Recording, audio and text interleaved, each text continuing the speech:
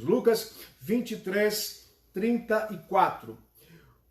Contudo, Jesus dizia: Pai, perdoa-lhes, porque não sabem o que fazem. Então, repartindo as vestes dele, lançaram sortes. Pai, perdoa-lhes, porque não sabem o que fazem. Essa é a expressão que Jesus utilizou, a primeira palavrinha, a primeira expressão que ele utilizou quando já estava crucificado, quando o seu corpo estava moído, dilacerado, rasgado, né, sem energia, cansado. Precisou Simão Cirineu ajudá-lo a trazer a parte de cima da cruz para carregar, por tamanho peso e tudo aquilo que ele estava sofrendo. Mas ele encontra fôlego para dizer essas palavras: Pai, perdoa-lhes, porque não sabem o que fazem. Tanto a primeira como a sétima expressão, Jesus se refere a Deus como Pai. E se existe uma verdade que ele nos trouxe nesse tempo que ele esteve na terra pregando, ensinando os princípios de Deus, foi exatamente mostrar que Deus é Pai. Que Deus é aquele que nos ama, que Deus foi Ele quem enviou seu Filho por amor a cada um de nós, que Deus nos trouxe do seu Espírito para que tenhamos comunhão com Ele, que Deus tem um plano de salvação para a sua e para a minha vida. Mesmo com o pecado de Adão e Eva, lá no Éden, Deus já tinha um plano de salvação. Pastor, se Deus sabia de tudo, por que Deus permitiu que Adão e Eva pecassem? Porque Deus nos deu a capacidade do livre-arbítrio, de escolha, né? Para que nós espontaneamente, voluntariamente, viéssemos a adorar a Deus por opção, por escolha, não por obrigatoriedade. Se você não tivesse o seu livre-arbítrio, como seria a sua adoração a Deus? Imagine você pegar um filho, programar um filho, para que todo dia às 10 horas da manhã, ele chegue para você e diga assim: pai, eu te amo. Mamãe, eu te amo. Isso teria valor para você? Claro que não, porque não seria algo espontâneo, seria algo programado.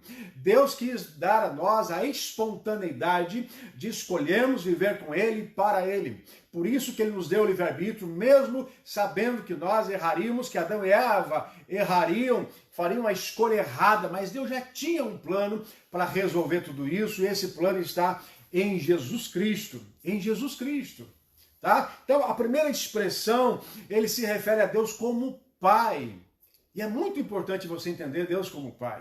Eu sei que tem muitas pessoas, eu atendo muita gente em gabinete, em aconselhamento, e eu sei que tem muitas pessoas hoje que têm dificuldade em enxergar Deus como Pai. Por um simples, porém, profundo motivo. Porque o seu pai natural, o seu pai biológico, o seu pai terreno, foi uma pessoa péssima, né? Péssima em não amar, péssima em violentar, péssima em muitas vezes estuprar, péssima às vezes em violentar a mãe. Enfim, a figura do pai biológico, do pai terreno, muitas vezes é a pior que uma pessoa pode ter. E quando você chega para ela e fala que Deus é Pai, ela naturalmente, ingenuamente, inconscientemente, ela acaba associando a figura do pai carrasco, do pai que a fez sofrer, do pai que não tem exemplo nenhum de amor, com a figura de Deus. E aí ela tem dificuldade para se entregar a Deus. Mas eu quero dizer a você que porventura tem essa dificuldade, que Deus não é como os nossos pais, que trazem consigo as suas deficiências. Deus, ele é perfeito, o seu amor é perfeito. Aliás, Deus é o próprio amor. Tudo que nós sabemos de amor vem de Deus. Vem de Deus. Então, eu gostaria de sugerir a você, se dê a oportunidade de conhecer esse Deus que vai te surpreender, que tem o poder de curar o seu coração, que tem o poder de se revelar como um pai perfeito, como um pai que realmente nos aconselha, que nos orienta, que nos guarda, que nos livra, como um pai que nos preserva, que cuida de nós. A Bíblia diz que Deus tem ciúmes dos seus. Ciúmes não no sentido nocivo da palavra, ciúmes no sentido do cuidado. O Senhor é aquele que se preocupa em cuidar de você e de mim. Então, Jesus começa aqui na sua primeira palavra dizendo, se referindo a Deus como Pai. E essa é a intenção de Cristo para a sua vida. Termos a Deus como Pai. Ele é Senhor, Ele é Deus, Ele é onipotente, onisciente, onipresente, Ele é justo, Ele é Deus de poder, de palavra, mas Ele é pai, e ele quer se revelar na sua vida como um pai, como aquele que ouve o seu clamor, ouve as suas orações, como aquele que fala ao nosso coração, como aquele que se manifesta, trazendo em nós cura, libertação, transformação e tantas outras coisas que um pai gostaria de dar ao seu filho. Se dê esse direito, se dê esse privilégio de usar aquilo que Jesus fez por nós na cruz, de usar a resposta, a consequência da Páscoa para se relacionar com Deus também como um pai próximo, um pai íntimo, um pai que conhece o nosso coração, um pai que nós podemos rasgar a nossa alma, um pai que nós podemos ser quem somos, e ele não vai nos julgar pelo que somos, mas ele vai nos tratar, nos ensinar e nos fortalecer, e se necessário for, vai nos corrigir, porque a Bíblia diz que pai, o verdadeiro pai, corrige o seu filho porque o ama, disciplina porque o ama, e é isso que Deus faz com a gente. É isso que Deus faz com a gente. Jesus começa da sua primeira palavra e termina a sua sétima palavra se referindo a Deus como Pai. Uma outra questão importante que nós vemos nesse versículo, ele diz, perdoa-lhes porque não sabem o que fazem. Ele tinha acabado de sofrer violência física, verbal, foi uma situação extremamente vexatória, tiraram as suas roupas, saiu andando por metros e talvez mais de quilômetro, né, as ruas da cidade antiga de Jerusalém, carregando um madeiro no seu ombro, totalmente humilhado, condenado injustamente, trocaram Jesus por um ladrão, soltaram Barrabás e preferiram crucificar Jesus injustamente. Tantas coisas erradas essas pessoas fizeram, zombaram de Jesus, afrontaram Jesus, mas ele ainda tem amor suficiente para interceder por essas pessoas e dizer, Pai, perdoa-lhes, porque não sabem o que fazem. O que poderia acontecer com essas pessoas que fizeram tudo isso com Jesus? Mesmo sabendo que tudo isso fazia parte de um plano de salvação, mesmo sabendo que isso um dia ia acontecer, essas pessoas poderiam de repente ser punidas por Deus por tudo aquilo que fizeram com Jesus. Mas Jesus intercede e ele diz, Pai, perdoa-lhes, porque não sabem o que fazem. Olhe o amor de Cristo por você e por mim. Olhe o amor de Cristo pelas pessoas. Olhe o amor de Cristo pelos seus inimigos. Por isso que a palavra de Deus nos ensina que nós devemos amar os nossos inimigos. O quanto isso é difícil, mas o quanto isso é possível quando a gente alimenta essa relação com Deus no nosso coração. Jesus perdoa aquelas pessoas que estavam fazendo sofrer, suar sangue, sofrer até a morte, mas ele tem a capacidade de perdoar. E mais do que isso, Jesus intercede. Ele não só perdoa, ele não só deixa que aquilo entre no seu coração, não deixa que aquilo entre no seu coração, mas ele intercede diante de Deus e diz, Deus, não faça nada com essas pessoas, perdoe essas pessoas, que sobre elas não recaiam nenhuma justiça, nenhuma disciplina, nenhum poder divino por terem feito isso comigo, perdoa-lhes. Olha o amor de Cristo. Ele ainda continua trazendo o seu amor, revelando o seu amor, ele ainda continua intercedendo pela sua e pela minha vida. Como não dá para se apaixonar por esse Jesus maravilhoso, que provou o seu amor, não só em quaisquer circunstâncias da sua vida, mas no momento mais difícil da sua vida. Aliás, há uma frase, eu até fiz uma live esses dias falando sobre isso, há uma frase que eu ouvi há muitos anos, que diz assim, a gente sabe quem a gente é, não pelas nossas ações, mas pelas nossas reações, né? Porque as nossas ações podem ser premeditadas, as nossas reações não. A boca fala do que está cheio o coração. Você vai fazer em resposta àquilo que você tem se alimentado no seu dia a dia, né? Jesus, diante de toda aquela opressão, sofrimento que ele estava passando, olha a reação de Jesus. Pai, perdoa-lhes, porque eles não sabem o que fazem. Que Deus maravilhoso! Que Deus maravilhoso! Essa primeira expressão, ela elucida o amor de Cristo por você e por mim, pela humanidade. Essa primeira expressão, ela elucida Jesus como intercessor das nossas vidas. Por isso que um dos motivos, né, que você deve buscar a Deus orando em nome de Jesus, é porque Ele é o seu intercessor, Ele é o nosso advogado, diz a palavra de Deus. Essa é uma das propostas que traz essa palavra, das reflexões que traz essa palavra, dizendo que, se referindo a Deus como pai. Como pai. Tenha Deus como seu pai. Infelizmente, tem muitas pessoas que servem a Deus, mas não conhecem a Deus como pai. Não conhecem a Deus como aquele que pode chorar, pode brincar, pode se alegrar. São pessoas muitas vezes sisudas no seu dia a dia, como se Deus estivesse preocupado com isso. A Bíblia diz que Deus gostava, se agradava do coração de Davi.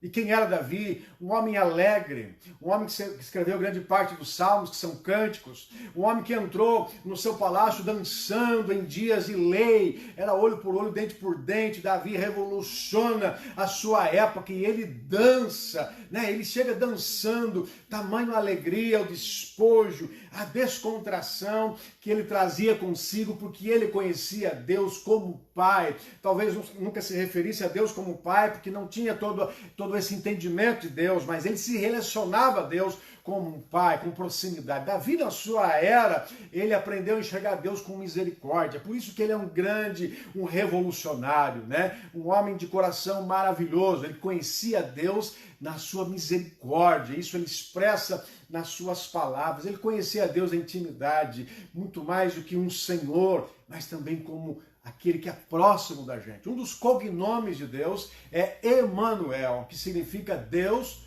conosco, Deus íntimo. Quando Jesus nos envia o Espírito Santo, ele diz assim, que o Paráclito viria, né? E quem é o Paráclito? Aquele que andaria do nosso lado, nos guiaria, nos acompanharia, estaria conosco o tempo todo. Esse é Deus na sua vida, querido. Esse é Deus na sua vida. Então, nessa primeira reflexão, nessa primeira expressão de Jesus, ele traz essas verdades que, na verdade, são um grande resumo de muitas coisas que Jesus falou acerca do Deus que ele pregava, que ele servia, e do Deus que o mandou, que o enviou à terra para morrer por você e por mim na cruz. A segunda palavra que eu quero compartilhar com você está em Lucas 23, 43.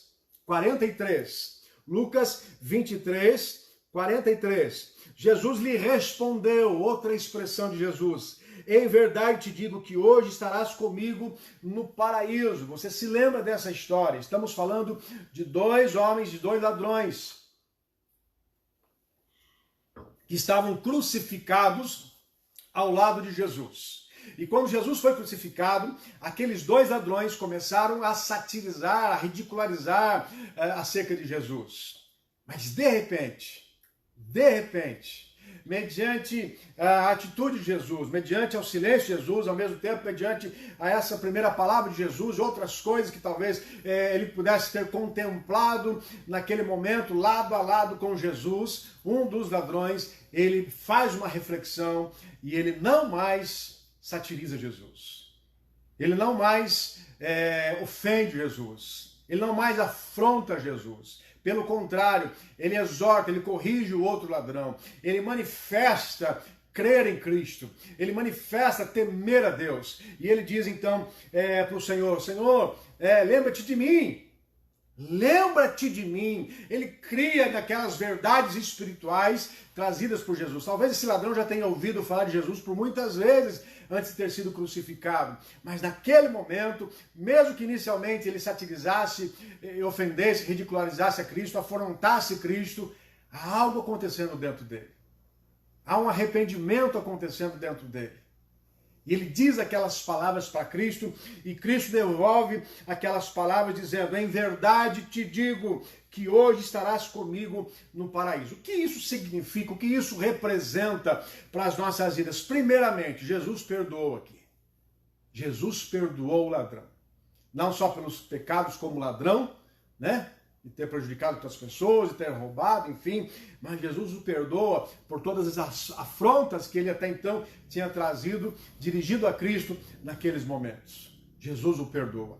Para Jesus dizer que ele estaria com Jesus no paraíso, estaria com Jesus nos céus, estaria com Jesus na eternidade, é porque Jesus perdoou os seus pecados. Uma outra verdade que nós vemos nesse versículo é que não importa o tempo de arrependimento.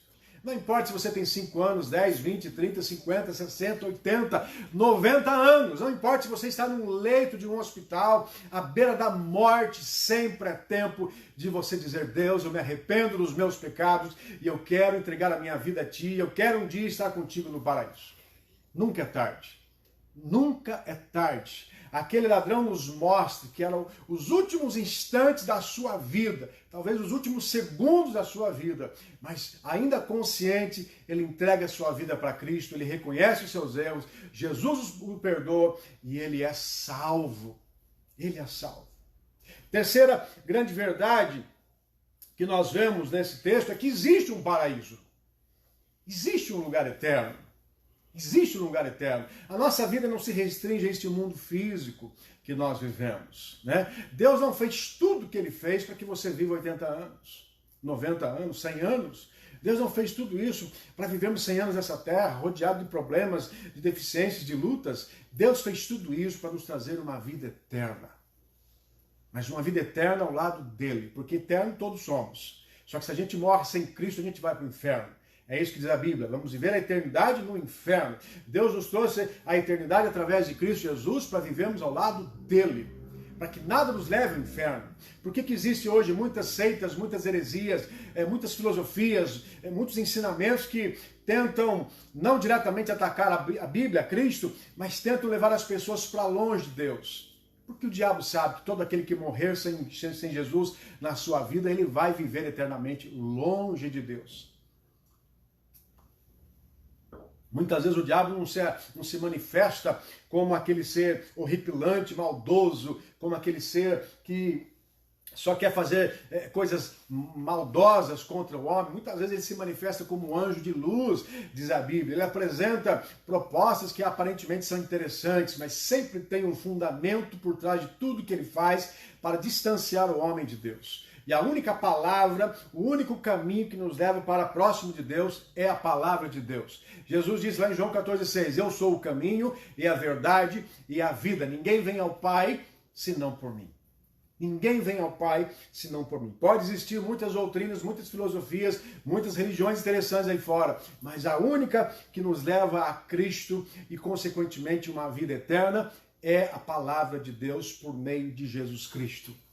É a palavra de Deus por meio de Jesus Cristo. Por isso que nós precisamos pregar o Evangelho, ensinar as pessoas acerca da palavra de Deus, testemunhar os milagres que Deus tem feito na nossa vida. Eu não prego Jesus apenas por conhecimento, eu não prego Jesus porque gosto de teologia, eu não prego Jesus porque aprendi a conhecer a Bíblia, eu prego Jesus porque Ele é Senhor da minha vida, eu prego Jesus porque tenho N motivos para dizer que Ele é real, que Ele é vivo, que Ele fala, que nós podemos ouvi-lo, que o Seu Espírito vive em nós, que Ele se manifesta, N motivos. E quanto mais a gente busca esse Deus, mais facilmente ele se manifestará na nossa vida e pode se manifestar na sua vida agora, você que me assiste nesse momento. Em verdade te digo que hoje estarás comigo no paraíso. Jesus revela que ele perdoa, Jesus revela que nós podemos nos convertermos, nos arrependemos dos nossos pecados a qualquer tempo, a qualquer hora, e esse versículo nos revela que existe um paraíso. Que existe um paraíso. Que a nossa vida não se finda nesta terra. A vida física se finda na terra, a vida espiritual não. Se você pegar o livro de Eclesiastes, escrito por Salomão, você vai ver Salomão falando que Deus colocou no nosso coração a imortalidade. Deus criou o homem com a imortalidade. Por que nós sofremos quando alguém morre?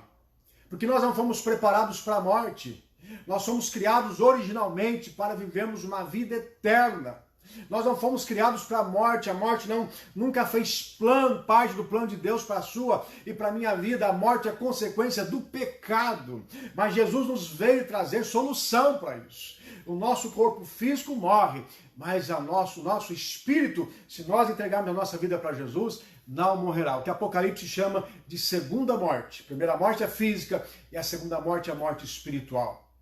A morte espiritual, Jesus venceu na cruz do Calvário. Quando ele pega a chave do inferno, ele diz, olha, ninguém mais vai ser levado para o inferno, não sei que queira, mas se me aceitarem como Senhor das suas vidas, o inferno não mais prevalecerá, a morte espiritual não mais prevalecerá na vida das pessoas. Você está preocupado só com a morte física? Se preocupa com a sua morte espiritual. Se preocupa com a sua vida eterna.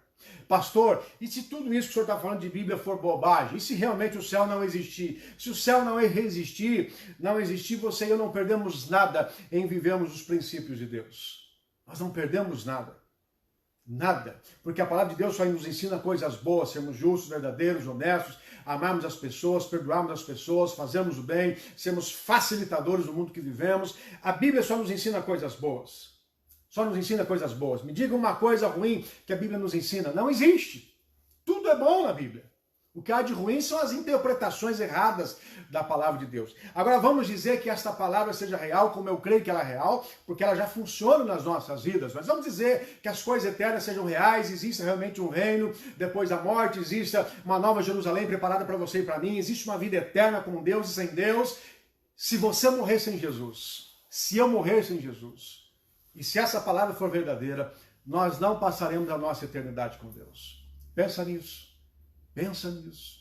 Por que eu não vou viver nessa terra os princípios de Deus, se são bons para a minha vida, para a minha família, para o meu casamento, para os meus amigos, para a igreja que eu pastoreio, para as pessoas com as quais eu converso? Por que eu não vou viver?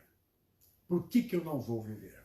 Por que eu não vou deixar de experimentar e viver experiências sobrenaturais com Deus nessa terra, se existe essa possibilidade? Por quê? Pensa nisso.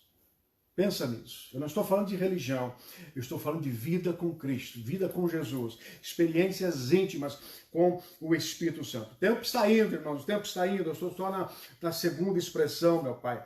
Vamos correr aqui. Terceira palavra importante, eu quero que você acompanhe aí na sua Bíblia, por gentileza. Terceira palavra está em João 19. João 19, abre lá, por favor. João 19, versículos 26 e 27.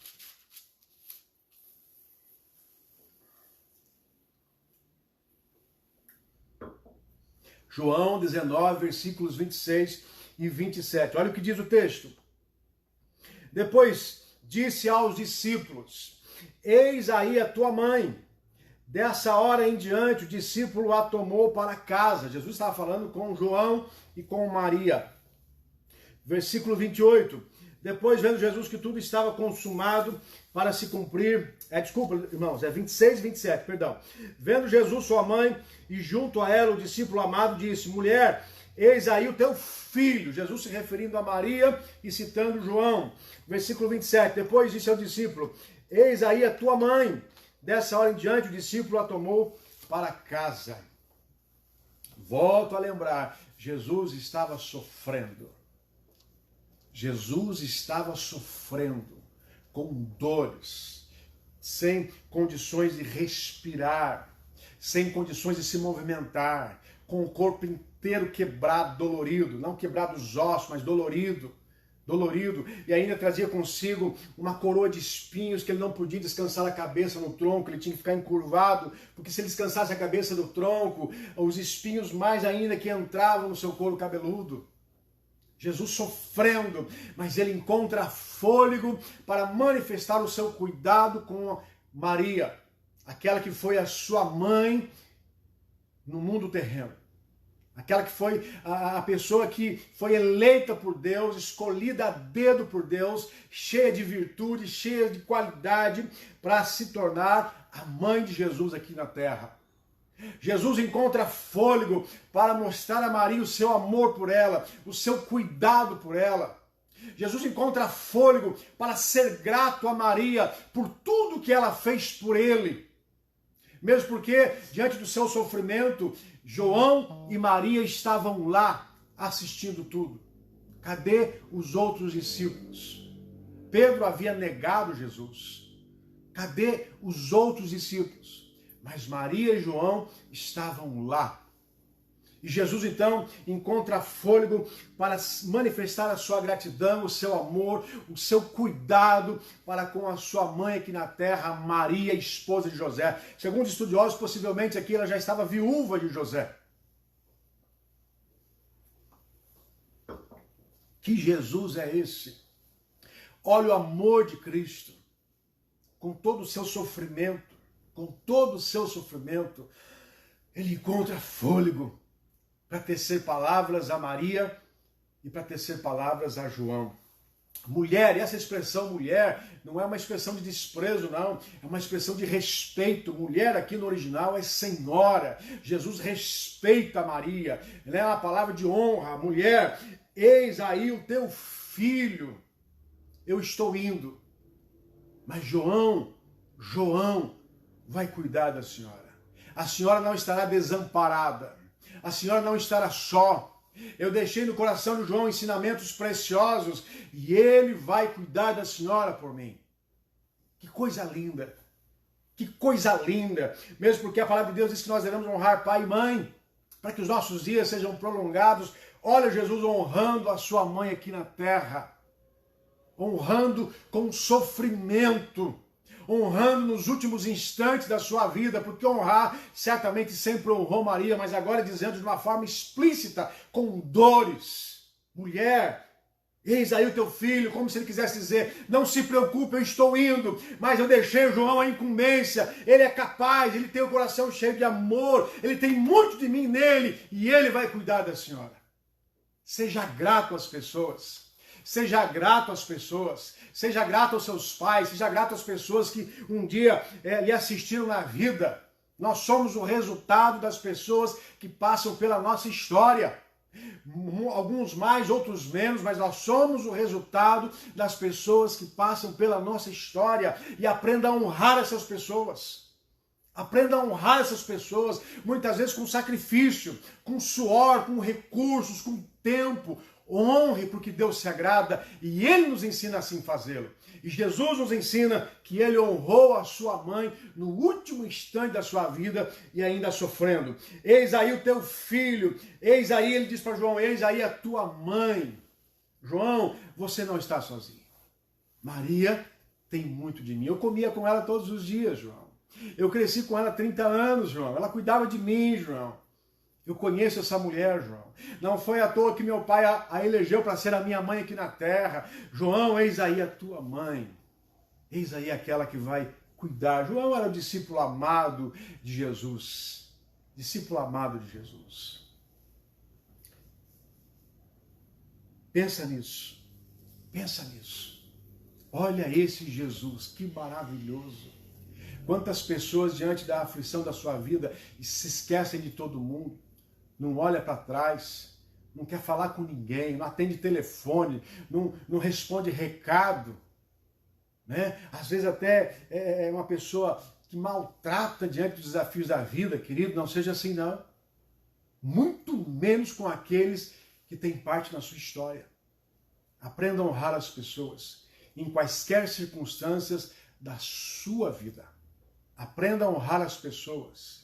Não honrar só em palavras, mas honrar em gestos, honrar em sacrifício, honrar pagando um preço alto, porque elas foram usadas por Deus para abençoar a sua vida.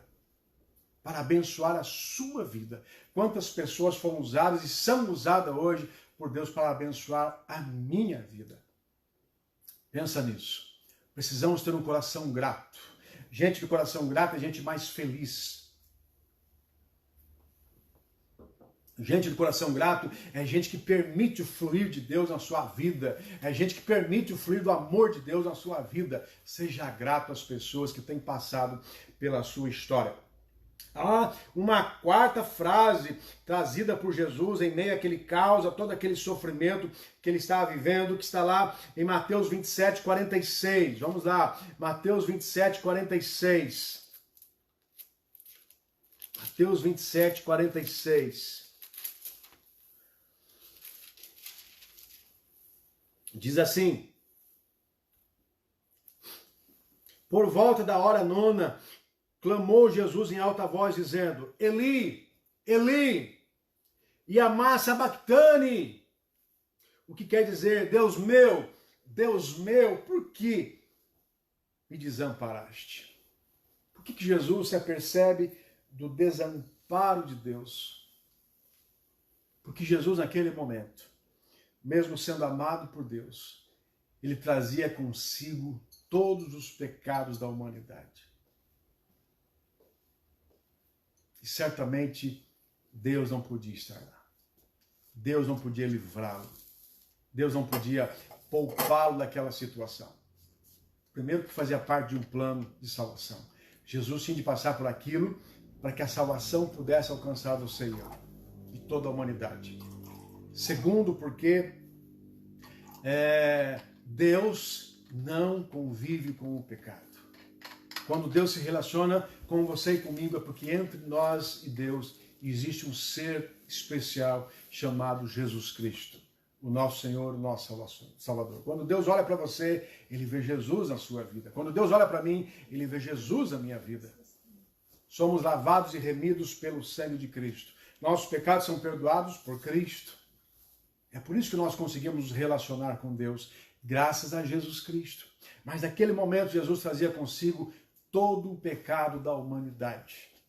Ele então diz aquelas palavras: Deus meu, Deus meu, Deus que eu conheço, Deus que é parte de mim, Deus que eu tenho intimidade, Deus que me enviou a esse lugar e vai me receber de volta. Deus meu, por que me desamparaste? Por que não me livraste dessa situação? Por que não estás comigo agora aqui, amenizando as dores? Na verdade é um desabafo de Jesus, humano, né? Mostrando a sua humanidade naquele momento, mas trazendo também o entendimento de que Deus não compartilha do pecado do homem. Deus ama o pecador, mas não compartilha do pecado. Pelo contrário, o profeta Isaías diz que os nossos pecados fazem separação entre nós e o nosso Deus. Por isso que você precisa perdoar pecados. Por isso que eu preciso perdoar pecados. Porque quando eu não perdoo o pecado de alguém, a Bíblia diz que Deus não perdoará os meus pecados. Se eu não perdoar o pecado de alguém, quer seja algo mais simples, quer seja algo mais profundo, Deus não vai perdoar os meus pecados. E se Deus não perdoar os meus pecados, eu vou estar criando uma separação entre Deus e eu. E isso trará peso sobre a minha vida. Porque o que tira o peso da minha vida e me traz paz e qualidade de vida, esperança, o gozo de vida e tantas outras coisas, o prazer de viver, tantas outras coisas, é que o pecado que nós cometemos, quando arrependidos e confessados, já não existe mais nas nossas vidas. Já não serve mais de barreira entre Deus e você, entre Deus e eu. Mas quando nós não perdoamos as pessoas, ou quando nós não pedimos perdão a Deus pelos nossos erros, Deus não perdoa os nossos pecados. Eles continuam vigentes, valendo, atuando, servindo como brecha para o inimigo agir, servindo como impedimento para Deus não operar na sua e na minha vida. Tá bom? Então, pensa nisso. Pensa nisso. Deus meu, por que me desamparaste? Porque aqui está claro que Jesus carrega consigo todos os pecados da humanidade e é por isso que Deus não poderia estar lá agindo naquele momento. Aquilo tinha de acontecer. Ele tinha de estar só, pagar por tudo aquilo, vencer tudo aquilo e depois então Deus o ressuscitaria e o preço do pecado teria sido pago. A sexta e penúltima palavra está em João, capítulo 19, versículo 30. João 19, 30. João 19, 30.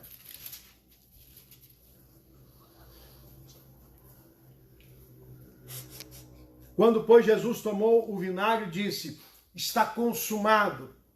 E, inclinando a cabeça, rendeu o espírito. Está consumado. Essa expressão consumado, está consumado, no original é tetelestai. Tetelestai. Tetelestai. A história revela que muitas notas foram encontradas em papiros, né, na antiguidade, foram encontradas com a palavra tetelestai, escrita para indicar que a dívida tinha sido paga. Tetelestai. Está consumado. A dívida foi paga. Os pecados do Saulo, do Paulo, do João, da Maria, do Antônio, se confessados, se arrependidos e confessados, tetelestai, foram pagos por Jesus Cristo, que morreu na cruz pela minha vida sem cometer pecado algum. Tetelestai. O que Jesus fez na cruz foi suficiente. Não existe nenhuma obra a mais necessária para a salvação que não seja Jesus Cristo morrendo por você e por mim na cruz do Calvário. Não existe. Há religiões e há aí outras leituras doutrinárias que dizem que a morte de Cristo na cruz ela é insuficiente. Ela é insuficiente, né? Então nós precisamos fazer obras para isso. Então nós precisamos usar alguma indumentária para buscar a Deus e entrar nos céus. Não, querido, não. Não, com todo respeito, não é isso que a Bíblia está nos ensinando. Tetelestai, está consumado. O que tinha de ser feito foi feito. O preço que tinha de ser pago foi pago. Jesus é perfeito. Ele viveu perfeitamente nessa terra. Ele morreu perfeitamente, pagando pelos seus e pelos meus pecados. Você não precisa fazer mais nada além de aceitar Jesus Cristo como Senhor e Salvador da sua vida, se arrepender dos seus pecados e se submeter aos ensinamentos que Ele nos ensina. A morte de cruz nos é suficiente. E as obras, pastor, as obras são continuidade de uma vida transformada. Se você conhece Jesus Cristo como Senhor e Salvador da sua vida, naturalmente você vai querer fazer obras para Deus. Você vai querer falar do amor de Deus às pessoas. Você vai querer ajudar as pessoas. Você vai querer fazer eventos, situações que promovam a propagação da palavra de Deus, que promovam fazer o bem às pessoas. Porque isso está dentro de você. Isso é consequência natural de Deus na sua vida. Aqueles que fazem obra para provar que Deus está na sua vida, tem alguma coisa errada nessa história. Tetelestai, fala comigo, tetelestai. Tetelestai. Está consumado, está pago. O recibo já foi assinado. Aqui, ó, está pago. Tetelestai na sua vida, querido. Toma posse disso. Não deixa nenhum tipo de ensinamento, não deixa nenhuma voz maligna falar ao seu coração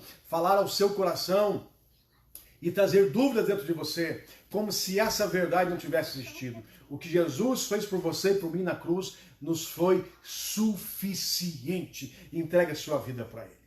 Entrega a sua vida para Ele. Sabe um exemplo claro disso? O próprio ladrão da cruz. Tetelestai. Ele não tinha obra por fazer. Ele não fez nada a não ser entregar a sua vida para Cristo. E Jesus disse, ainda hoje estarás comigo no paraíso. Ele não teve tempo para fazer obra. Ele não teve tempo para provar, mostrar espontaneamente as transformações que Deus estaria provocando dentro dele. Mas Deus conhecia tudo isso. Tetelestai. Está consumado. O que Jesus fez por você e por mim na cruz do Calvário, a Páscoa de Jesus na nossa vida, Ele sendo o Cordeiro Pascal, é suficiente. Não precisa de nenhum complemento, nem precisa de nenhum atributo, não precisa de nenhuma obra a ser realizada para que você seja salvo. A salvação está condicionada àquilo que Jesus fez por você e por mim na cruz do Calvário. E por fim, aliás, eu acho que eu pulei uma palavra aqui, né, irmãos? Acho que eu pulei a quinta palavra. Eu falei a sexta. Está faltando a quinta palavra, me perdoe. A quinta palavra está lá em João 19, 28. João 19, 28, um pouquinho antes aí, ó. Depois, vendo Jesus que tudo estava consumado para se cumprir a Escritura, disse, tenho sede. Tenho sede. Jesus se fez pobre, né? Se fez carregando consigo os nossos pecados, se fez a condenação por você e por mim, para que não fôssemos mais condenados. Se fez pobre, o despojar de tudo, para que a prosperidade de Deus estivesse na sua e na minha vida. Para que a prosperidade de Deus estivesse na sua e na minha vida. Ainda que Jesus traga, muitas vezes as pessoas dizem, né, que ele era rico porque tinha um jaguinho naqueles dias, que tinha jaguinho era rico. Nós sabemos que Jesus vivia numa simplicidade total. Para que a prosperidade de Deus esteja na sua vida. E aqui o texto diz que ele teve sede. Ele precisava ter sede, porque um dia ele seria aquele que proveria, saciaria a nossa sede. Dele flui rios de água viva. Esse é um momento único em que Jesus manifesta uma necessidade. Jesus nunca murmurou, Jesus nunca reclamou, Jesus muitas vezes manifestava o que estava no seu coração com o Pai. Quando ele diz, tenho sede, está claro aqui que ele passou tudo isso para que depois a nossa sede seja saciada em Cristo.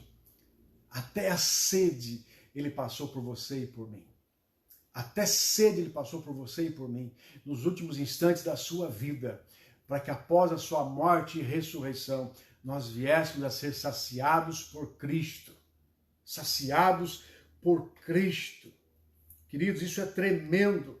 Isso é tremendo, né? Mesmo diante de tudo que ele está passando, Jesus ainda está provendo as nossas necessidades. No Salmo 69, que se cumpre aqui, diz assim: na minha sede me deram a beber vinagre. Por que ele foi oferecido a ele vinagre? Porque tinha de se cumprir essa palavra do Salmo 69.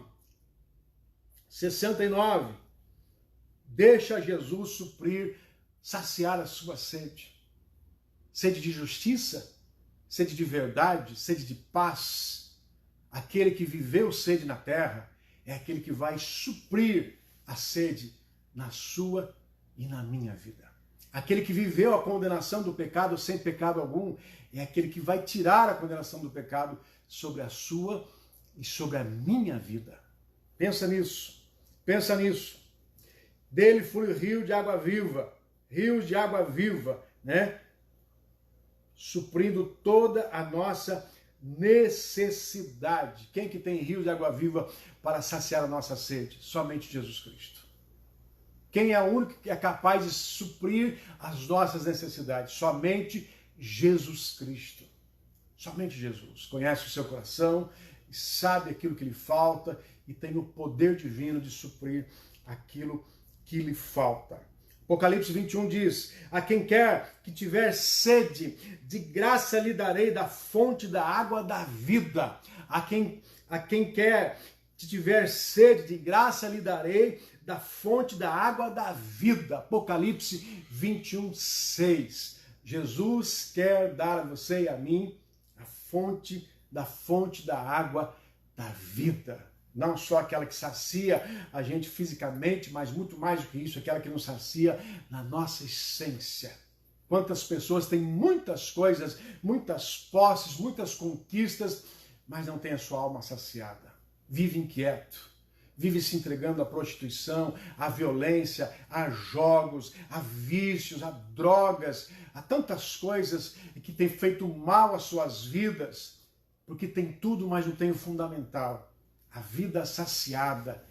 Basta dar liberdade para Jesus entrar na sua vida e você vai ver a transformação que ele vai fazer na sua história. E por fim, agora sim, a sétima palavra de Cristo para as nossas vidas está em Lucas 23, 46. Lucas 23, 46, nós vamos encerrar aqui para ministrarmos a ceia do Senhor. Lucas 23, 46.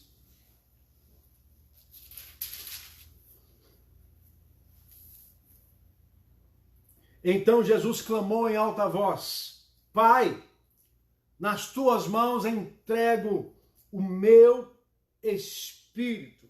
Pai, nas tuas mãos entrego o meu espírito. Lembra-se que eu falei que a primeira expressão Jesus se referia a Deus como Pai? Na sétima também. Reforçando a sua intimidade, reforçando quem é Deus para ele. Além de Deus é Pai, aquele que nos traz proximidade, intimidade. E ele diz: Pai, nas tuas mãos entrego. Uma outra verdade que está nesse versículo é a confiança. Não há como você viver a palavra de Deus, as promessas de Deus, a paz de Deus, se você não confiar em Deus. Hoje, diante desse coronavírus, qual tem sido a sua reação? Você que já entregou sua vida para Jesus, qual tem sido a sua reação? De confiança ou de desespero? De confiança ou de medo? De confiança ou você só está rodeado de pensamentos negativos que o pior vai acontecer? Se você entrega a sua vida para Jesus, querido, você precisa confiar em Jesus. Tem um texto lá em Salmo 37 que diz assim: entrega o teu caminho ao Senhor, confia nele e o mais ele fará. Entrega o teu caminho ao Senhor, confia nele e o mais ele fará. A palavra entregar aí no hebraico é galau, despeja, despeja, despeja, larga o teu caminho nas mãos de Deus, entrega o teu caminho ao Senhor, confia nele, o mais ele fará. Despeja despeje a sua vida nas mãos de Deus. Despeje o seu casamento nas mãos de Deus. Despeja a sua necessidade material, profissional nas mãos de Deus. Despeja a cura que você precisa nas mãos de Deus. Entrega para Ele. Entrega. Pai, nas tuas mãos eu entrego o meu espírito. Eu confio em Ti. Eu confio em Deus, querido. Confie em Deus. Maldito homem que confia no próprio homem. A gente é instrumento de Deus na vida das pessoas, mas a gente tem de confiar no Senhor. O Senhor nunca falha. O Senhor é fiel. O Senhor cumpre a sua palavra. O Senhor não tem maldade no seu coração. O Senhor é justo. O Senhor te ama abundantemente. O Senhor tem poder para transformar a nossa história, para prover as nossas necessidades. Confia nele. Confia. Não anda preocupado, não. A palavra preocupado é uma das palavras autodidatas, né, que existe. Preocupado. Quando estamos preocupados, nós estamos nos ocupando antes do tempo. Isso nos traz estresse, ansiedade e atrapalha o nosso dia a dia. Descansa no Senhor. Entrega a sua vida para Ele. Entrega. E apenas se submeta aos princípios de Deus, e o resto deixa que o Espírito Santo vai fazendo e vai provendo na sua vida. Como vai ser? Também não sei como vai ser. O que eu sei é que aconteça o que acontecer, Deus estará à frente da minha vida e da vida de todo aquele que nele crê e confia. Pai, nas tuas mãos entrego o meu espírito. Jesus sabia que estava acabando o seu tempo na terra. Ele veio com a proposta de nos trazer as palavras do reino, de morrer por você e por mim na cruz do Calvário, e agora ele está voltando para junto do Pai. Ele está voltando para junto do Pai. Jesus aqui encerra o seu ministério na terra. Claro que ele continua sendo Deus, continua agindo, operando, advogando em nosso favor, intercedendo por nós, mas como Jesus terreno, ele encerra a sua missão aqui na terra, a não ser que ele vá voltar depois, né? Mas aquilo que ele tinha de fazer antes ou até a sua morte, ele fez, está consumado, ele encerrou e ele entregou o seu Espírito nas mãos do Pai. Do Pai. E uma outra palavrinha importante para a gente encerrar. Nessa sétima expressão, Jesus revela o seu descanso. Ele entrega o seu Espírito nas mãos do Pai e ele descansa. Curiosamente, quando nós pegamos os 7 dias da criação, em 6 dias, Deus fez tudo e no 7º dia houve descanso. O 7º dia da semana, sábado, sabá, descanso. Descanso. Na 7ª expressão, Jesus também revela o seu descanso em Deus. Diante de tantas coisas que Deus quer trazer para você e para mim, uma das de grande importância é o descanso, é a paz, é a certeza que Ele está no controle de tudo na sua e na minha vida. Qual que é a diferença de quem crer e de quem não crer em Deus? Os dois têm que pagar boleto, os dois têm que pagar mensalidade de escola, os dois têm que fazer compra no supermercado, os dois têm que pagar água, têm que pagar luz, os dois são sujeitos a enfermidades, a dores, às aflições deste mundo. A grande diferença de quem vive para Deus e quem não vive para Deus é que quem vive para Deus, além de ter a certeza da salvação, ele tem paz no seu coração. Ele tem descanso.